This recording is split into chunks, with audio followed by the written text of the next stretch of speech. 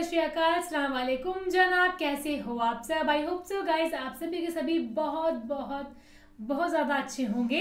और आज की वीडियो जो होने वाली है, मतलब हम लोग फर्स्ट टाइम ऐसी कोई चीज़ देखने जा रहे हैं जब से हम लोगों ने इलेक्शन देना स्टार्ट किया है।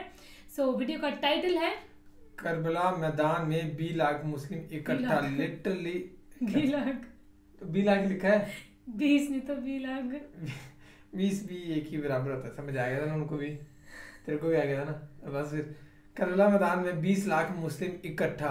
लिटरली ये बहुत ही एक बड़ा नंबर है और मेरे को नहीं लग रहा है कि इतने ज्यादा इकट्ठे हुए होंगे, जहाँ तक मेरा गैस है। और हो भी सकते हैं क्योंकि जैसा चल रहा है, क्योंकि हमने बहुत से जनाजे देखे हैं, वहाँ पे भी इतनी तादाद नहीं देखी है ना। खादिम हुसैन रिजवी जी के लिए कहा जा रहा था कि 80 लाख लोग हैं। सो यहाँ देखते हैं। और आई थिंक फर्स्ट टाइम हम रिकॉर्ड और फर्स्ट टाइम आई थिंक हम करबला का मैदान को देखने जा रहे हैं। हाँ, सबसे बड़ी बात तो ये है, हमें वो बहुत ज्यादा चीज कर रही है कि हम करबला का मैदान देखेंगे, क्योंकि हमने बहुत सारी सुनी है, जंगें सुनी हैं, वाकयात सुने हैं, बयान सुने हैं। करबला के मैदान में आप सभी को पता ही है। तो इसको हम करते हैं प्ले, फिर करते हैं बाकी बातें। इसके वीडियो को लास्ट तक जरूर देखना, बहुत ही इंफॉर्मेटिव वीडियो होने वाली है। देखते हैं क्या कहा गया है पूरी कम्युनिटी के द्वारा। इतने ज्यादा लोग इकट्ठा हुए हैं तो जरूर कुछ ना कुछ डिसीजन हुआ होगा यहाँ पे और कुछ ना कुछ मांगे होंगे इनकी। इसको करते हैं प्ले।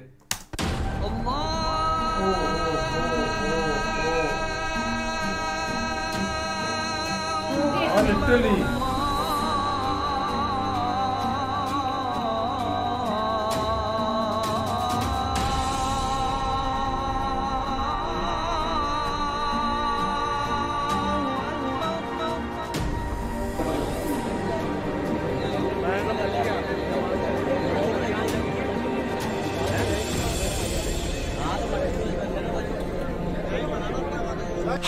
मुल्क के लिए जान देने का जज्बा रखते हैं, लेकिन रसूल आज़म की शान पर अगर गुस्ताखी की जाएगी तो किसी कीमत पर बर्दाश्त नहीं करें। हमने बहुत बर्दाश्त किया है। हनुमान चालीसा तुमने हमारी मस्जिदों के आगे पढ़ा, हमने सब्र किया।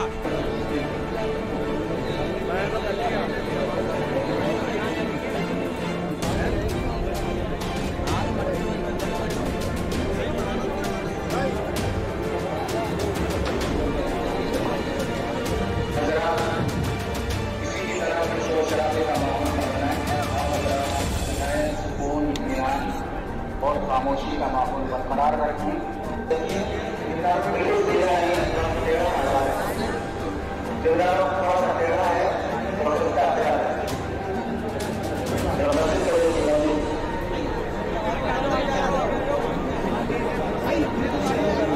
गलियों में लोग हैं ना।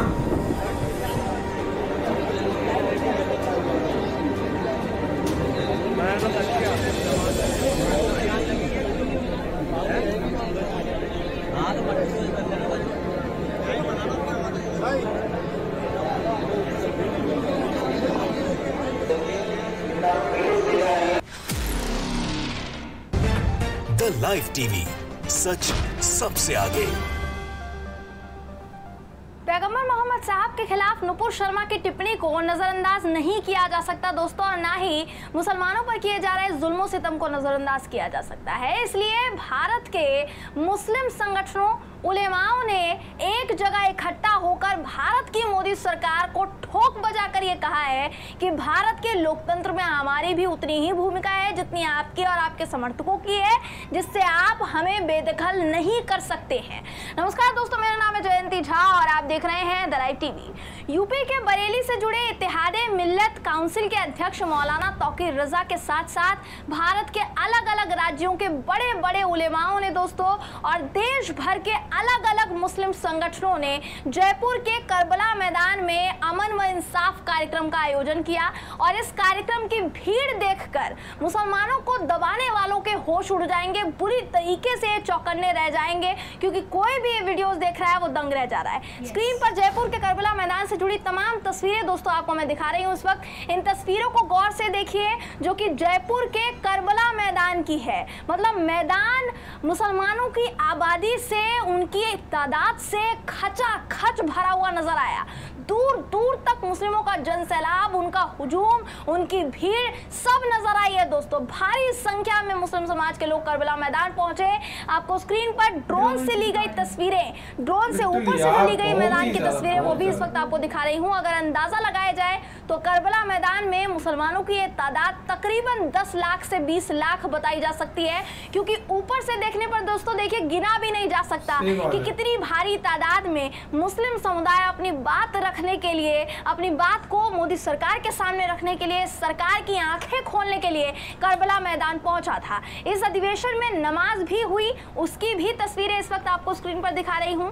तो अगर कहा जाए तो ये जो अधिवेशन है जो रखा गया, ये मोदी सरकार को ये बताने के लिए रखा गया दोस्तों कि ना तो भारत का मुस्लिम अभी तक डरा है, ना आगे डरेगा, ना तो झुका है, ना झुकेगा। इस अधिवेशन के जरिए देश भर में अमन और शांति का संदेश दिया गया। आपको बता दूं दोस्तों, मुख्य अतिथि के तौर पर इस कार्यक्रम में बरेली के मुस्लिम संगठन अध्यक्ष मौलाना तौकीर रजा को बुलाया गया था। मुख्य अतिथि के तौर पर वो इस कार्यक्रम में शामिल हुए थे, जिन्होंने प्रधानमंत्री नरेंद्र मोदी को महाभारत का धृतराष्ट्र बता दिया। इस अधिवेशन में मस्जिदों पर भगवा लहराने से लेकर मस्जिदों के बाहर हनुमान चालीसा पढ़ने तक और नुपुर शर्मा द्वारा पैगंबर मोहम्मद साहब के अपमान तक सभी मुद्दे छाए रहे दोस्तों। सब पर एकदम शांति से चर्चा हुई, बात हुई और तमाम तरह की बातें की गई और मौलाना तौकीर रजा भी मोदी सरकार पर जमकर बरसे। आपको मैं मौलाना तौकीर रजा के तमाम बयानों के साथ छोड़ देती हूँ दोस्तों, सुनिए और महसूस कीजिए इस बात को कि भारत का मुसलमान आखिर चाहता क्या है। वीडियो देखिए। हजरात और हाज़रीन जलसा, अस्सलाम वालेकुम वरहमतुल्लाहि वबरकातुहू। जी चाहता है कि घंटों बात की जाए मुल्क के इत्तेहाद, मिल्लत के इत्तेहाद में। जहाँ जिस वक्त जैसी ज़रूरत पेश आएगी इंशाअल्लाह तौकीर नहीं बल्कि पूरी बरेली आपके साथ नज़र आएगा। और मैं बरेली की बात नहीं कर रहा हूँ बल्कि पूरी बरेलवियत की बात कर रहा हूँ। और बरेली ने हमेशा इत्तेहाद व इत्तिफाक का पैगाम दिया है, मुल्क की वफादारी का पैगाम दिया है, मोहब्बतों का पैगाम दिया है। लेकिन कुछ फ़िरका परस्त ताकतें और हमारे मुल्क की मौजूदा हुकूमत की पॉलिसी हमारे मुल्क के इत्तेहाद में रखना अंदाज़ी पैदा करने की कोशिश कर रही है। मैं देख रहा हूं कि किसी ने जुर्म किया, उसको जुर्म मान लिया गया, पार्टी से बरतरफ कर दिया गया। जब जुर्म मान लिया गया तो उसे गिरफ्तार किया जाना चाहिए कि नहीं किया जाना चाहिए। और मैं पूरे दावे के साथ कहता हूं कि जब तक गिरफ्तार नहीं करोगे ये कौम मानने वाली नहीं है। लेकिन सरपरस्ती की जा रही है इसलिए कि उसने मुल्क का नुकसान नहीं किया है, मुसलमानों का नुकसान किया है, मुसलमानों की दिल आज़ारी किया है। तो मुसलमानों को ऊपर जुल्म ढाया जा रहा है, मुसलमानों के बच्चों पर गोलियां चलाई जा रही है, मुसलमानों का सताने का काम किया जा रहा है, मुसलमानों को जेल में डालने का काम किया जा रहा है, लेकिन उस एक को गिरफ्तार नहीं किया जा रहा है। इस अन्याय के खिलाफ पूरा मुल्क खड़ा है, इस अन्याय के खिलाफ। और मैं मुसलमान भाइयों से नहीं, मैं अपने हिंदू भाइयों तक भी मेरी आवाज पहुंच रही होगी और वो भी मेरी इस बात की तायीद करेंगे।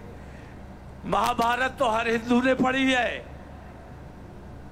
और हर हिंदू को याद होगा कि उस वक्त का जो राजा था वो बेईमान था, वो अंधा था।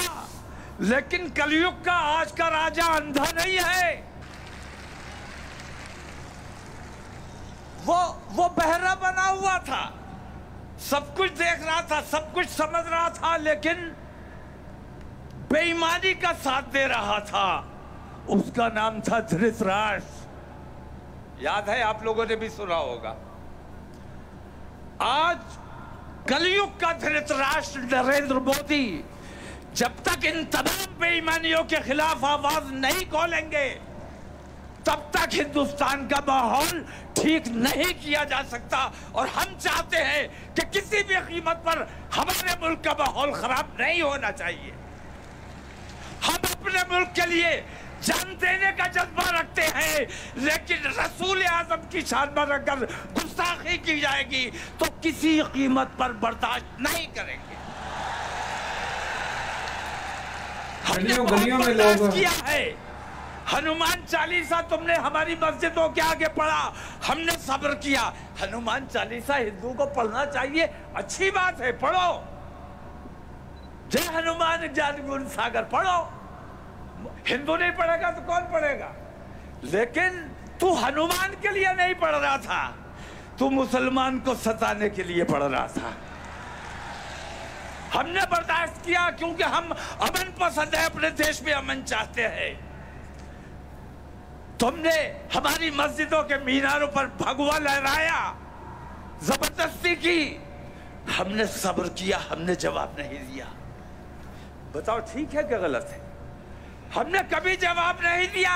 सब्र करने वाले हैं, हमारा ईमान है कि अल्लाह सब्र करने वालों के साथ है। हमने तुम्हारी हर बेईमानी, हर जुल्म, हर ज्यादती को बर्दाश्त किया। तुमने खुद बम मारे, मुसलमानों पर इल्जाम लगाया। मैं ये पूछता हूं कि वो जो बम पूरे हिंदुस्तान में 2014 से पहले फूटा करता था, वो बम आज कहां गायब हो गया? अब कहीं बम इसलिए नहीं फूटता है कि जो बम मारने वाला था वही आज हुकूमत पर बैठा हुआ है। तो तुम्हारे अपने बखिए उधड़वाने से बेहतर ये है कि नरेंद्र मोदी जी, आप हमारे देश के प्रधानमंत्री हैं। हमारे देश को पूरी दुनिया में जलील करने का काम मत करो, गैरों की बात मत सुनो। तुमने पूरी दुनिया के मुसलमानों की दिलाजारी करने का काम किया है। हमारी मस्जिदों पर हमारे ऊपर जुल्म किया। कभी गल्फ कंट्रीज हमारी हिमायत के लिए नहीं आई, ना हम कभी उन्हें बुलाने गए कि आओ हिंदुस्तान में हमारे ऊपर ये जुल्म हो रहा है, हमारी मदद करो। आज वो खुद मजबूर हुए हैं आने के लिए क्योंकि उनके रसूल की शान में गुस्ताखी की गई है। और रसूल हिंदुस्तान के नहीं है, पूरी दुनिया के हैं। मैं कहना ये चाहता हूं कि अगर मुल्क में अमन अमान चाहिए, जो निज़ाम बनाया गया है उस निज़ाम के मुताबिक काम होना चाहिए और जो एजेंडा तय किया गया है उस एजेंडे के मुताबिक गुफ्तगू की जानी चाहिए। यहाँ मैं देख रहा हूँ कि ख़वातीन का भी बहुत बड़ा मजमा है और मैंने भी बरेली में 17 तारीख को, यहाँ मैं सद्भावना के हवाले से एक बात कहना चाहता हूँ कि बरेली में मैंने जुमे को 10 जून को अपना प्रोग्राम रखा था एहतजाज का, लेकिन 10 जून को गंगा दशहरा हिंदू समाज का एक बड़ा त्योहार है, बड़ा प्रोग्राम होता है। तो हमने ये सोचा कि असल में लड़ाई तो आस्था की है। अगर उन्होंने हमारी आस्था को ठेस पहुंचाई है, हम बेचैनी महसूस कर रहे हैं, तो कम से कम हम उनकी आस्था का ख्याल कर लें। हमारा दिन फिक्स नहीं है, हम जुमेरात को भी कर सकते हैं, इतवार को भी कर सकते हैं। एहतजाज करना है, नरेंद्र मोदी को बताना है कि तू बेईमानी कर रहा है, इस बेईमानी को तर्क करते। तो हमने अपना प्रोग्राम के हिंदू समाज की महिलाएं भी निकलेंगी, बच्चे भी निकलेंगे, बूढ़े भी निकलेंगे। ऐसे माहौल में अगर हमारे गम और गुस्से से भरे हुए नौजवान निकलेंगे तो हालात कहीं ना कहीं कशीदा हो सकते हैं। तो हमने एकता और भाईचारे का पैगाम देने के लिए अपनी 15 दिन की मेहनत को जाया किया और हमने कहा कि हम जुमे को प्रोग्राम नहीं करेंगे ताकि इन हिंदू भाइयों का प्रोग्राम आसानी से हो जाए। ये हमारा मिजाज है क्योंकि हम जानते हैं इज्जत दोगे तो इज्जत पाओगे, बदतमीजी करोगे तो बदतमीजी का जवाब भी तुम्हें देना आता है और दे सकते हैं, लेकिन हम देना नहीं चाहते क्योंकि हम अपने देश में अमन रखना चाहते हैं। और अगर तुम अपने देश से प्यार करते हो, अगर तुम अपने देश के गद्दार नहीं हो, तो तुम्हें भी अमन का साथ देना चाहिए, भाईचारे का साथ देना चाहिए, इत्तेहाद का साथ देना चाहिए। मुसलमानों से नफरत करने का मतलब यह है कि तुम अपने देश से नफरत करते हो, अपने देशवासियों से नफरत करते हो। हम तो इस देश का हिस्सा है। मेरा मानना यह है कि हिंदुस्तान की रग रग में मुसलमान दौड़ता है, गली गली में मुसलमान पाया जाता है और मुसलमान की रग रग में हिंदुस्तान खून बनकर दौड़ता है। तो मुसलमान को हिंदुस्तान से अलग नहीं किया जा सकता और हिंदुस्तान से मुसलमान को अलग नहीं किया जा सकता। तो जो हमें सताने का काम करता है, ये समझ लेना कि असली देशद्रोही वही है। इन देशद्रोहियों का तमाम हिंदू मुसलमानों को मिलकर मुत्तहिद होकर इनका मुकाबला करना है और इन्हें कैफरे किरदार तक पहुंचाना है और अपने मुल्क को बिकने से बचाना है, बर्बाद होने से बचाना है। हम अपने देश से प्यार करते हैं। भारतीय जनता पार्टी वालों से हमें उतनी नफरत नहीं है जितना हमें अपने देश से प्यार है। हम भारतीय जनता पार्टी वालों के खिलाफ इसलिए नहीं है कि वो मुसलमानों से दुश्मनी करते हैं, बल्कि हम भारतीय जनता पार्टी के खिलाफ इसलिए हैं कि वो हमारे देश को नुकसान पहुंचाने का काम कर रहे हैं। फिर बहुत जल्द आप लोगों के दरमियान हाजिरी होगी। यहाँ खवातीन का बहुत जमावड़ा है। एक बात मैं हर जगह कहता हूँ और इसीलिए इस्लाम में अपने उलमा जो ज़िले ज़िले जाते हैं, एक तो ये कि ये हमारे उलमा जब सफ़र पे निकलते हैं, हिंदुस्तान का माहौल आपने देखा है कैसा है। इन्हें किन किन नफरत भरी निगाहों से गुजरना पड़ता है। तबलीग दीन के लिए जाते हैं और नफरतों से गुजरना पड़ता है, इसलिए नहीं कि ये दाढ़ी वाले टोपी वाले हैं, बल्कि इसलिए कि आम तौर से मुसलमान अपनी शनाख्त छुपा के घूम रहा है। मुसलमान हो तो मुसलमान नजर आना जरूरी है, मुसलमान बन के रहना जरूरी है, मुसलमानों जैसे अमाल जरूरी है। स्पेशल अटेंशन भी चाहिए कि हमें मुसलमानों जैसी इज्जत हो। और अमाल तुम्हारे ये है कि जो बेईमानों के अमाल है वो तुम्हारे अमाल हैं। ख़वातीन हजरात से मैं दरख्वास्त करना चाहूँगा कि मोबाइल बेशक हमारी ज़रूरत बन गई है, आज वक्त की ज़रूरत है, मोबाइल के बगैर काम नहीं चलता है, लेकिन अपने टीनेजर्स बच्चों को, कम सिन बच्चों को मोबाइल देना अगर ज़रूरी है, लैपटॉप देना अगर ज़रूरी है, तो इतना ज़रूर करो कि उसमें उन बच्चों को पासवर्ड मत डालने दो। कम से कम हफ्ते में 1-2 बार उनके मोबाइल को, उनके लैपटॉप को चेक ज़रूर करो, क्योंकि हमने देखा है बहुत से हमारे पास ऐसे वाक़यात और ऐसे मुकदमात आते हैं जिसमें हम ये देखते हैं कि माँ बाप ने अगर अपनी बच्चियों को मोबाइल न दिया होता तो शायद ये दिन देखना नसीब ना होता। अज़ान हो रही है। चलिए, अस्सलाम वालेकुम, खुदा हाफ़िज़। द लाइव टीवी सच। सो ये था यह लिटरली बयान इनका बयान तो बहुत पावरफुल, अच्छा और एक ह्यूमैनिटी वाला बयान, यूनिटी वाला बयान था। मेरे को बहुत पसंद आया इनका बयान। इन्होंने किसी को गलत नहीं कहा इसमें, इन्होंने मतलब दोनों लेकिन की एक गिरफ्तारी मांगी है कि उनको गिरफ्तार किया जाए। उन्होंने ये नहीं बोला कि ऐसे करो वैसे करो, ये तोड़ो वो तोड़ो, बल्कि समझाया है इस चीज को, है ना। आज तक हम सब कुछ सहते आए हैं कि चीज सही है, लेकिन हमारे रसूल के अगर उनके ऊपर कोई गुस्ताखी करेगा, उनके मामले में कोई बोलेगा, वो चीज हम नहीं सहेंगे। हर मुस्लिम के रगरग में हिंदू बसे और हिंदू के रगरग में मुसलमान बसे की बहुत अच्छी बात इन्होंने यूनिटी की बात की। इन्होंने कहा हमें किसी भी चीज से नफरत नहीं, हमें हिंदुस्तान से ऐसे ही बयान अगर आते रहे तो फर्क पड़ेगा। मैं तो यही चाहता हूँ कि ऐसे मौलाना होने चाहिए इनकी। हमें फर्स्ट टाइम सुना है इनको, आपस में सारे ठीक हो जाएंगे ना इस चीज से। बहुत अच्छे बयान है। इस बयान को ज्यादा फैलाओ ताकि लोग सुने है ना। और सबसे एक बढ़िया बात तो ये थी कि ये बयान बहुत से लोगों के कानों में गया है। इस बयान पे व्यूज भी बहुत अच्छे हैं। और दूसरी बात ये है कि बहुत से लोग वहाँ पे भी इकट्ठे हुए, 10-12 लोग इकट्ठे होना बहुत एक बड़ी तादाद है। सो आई थिंक ये बहुत ही एक फेमस आलिम होंगे मेरे ख्याल से, जहाँ तक है ना।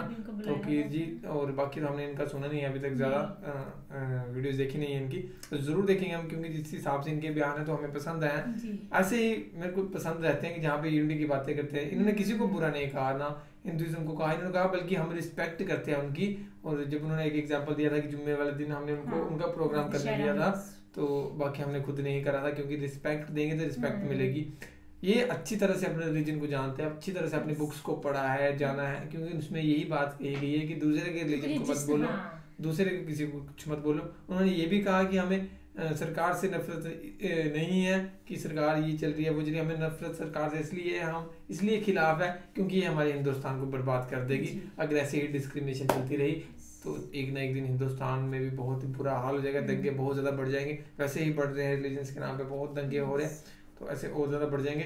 तो बस ये कि डिसीजन ऐसा होना चाहिए गवर्नमेंट का, क्योंकि इतने लोगों ने चुना होता है गवर्नमेंट को, हर एक ने वोट दिया होता है, कई मुसलमानों ने दिया होगा, कई हिंदू वालों ने दिया होगा, हर एक रिलीजन वाले ने दिया होगा, यही सोच के दिया होगा कि भविष्य अच्छा हो, देश में शांति बनी रहे और कुछ ना कुछ जो उनका लीडर है कुछ ना कुछ उनके देख रहे है ना। तो ये था, और होप सो आपको ये वीडियो पसंद आई होगी। अगर पसंद आई होगी तो जरूर कमेंट करके बताना और अपनी फेवरेट वीडियो जरूर सजेस्ट कर देना। So guys, thank you so much for watching the video. मिलते हैं नेक्स्ट वीडियो में।